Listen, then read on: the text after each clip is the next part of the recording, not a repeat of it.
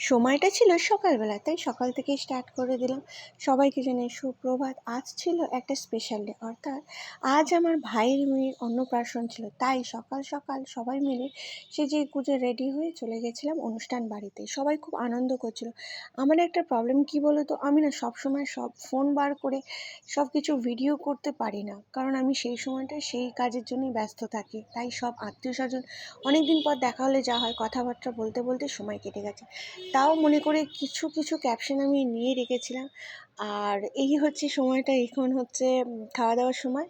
আর ইনি মহাশয় আমার সঙ্গে খুব ইয়ার্কি মারছিল, কিন্তু হঠাৎ করে আমার হাত থেকে ফোনটা পড়ে যাওয়া, আর কিছু রেকর্ড করতে পারিনি। ফোনেরটা ব্যাগের মধ্যেই ঢুকিয়ে রেখেছিলাম। তো তোমরা আমাদের মিনি ব্লগ দেখতে থাকো, অবশ্যই তোমাদের ভালো লাগবে, এবং কী ভিডিও তোমরা দেখতে চাইছো অবশ্যই তোমরা জানিও। তো আমার সোনা ছেলেকে দিয়ে আজকে ভিডিওটা আমি এন্ড করছি। তোমরা ভালো থেকো, সুস্থ থেকো।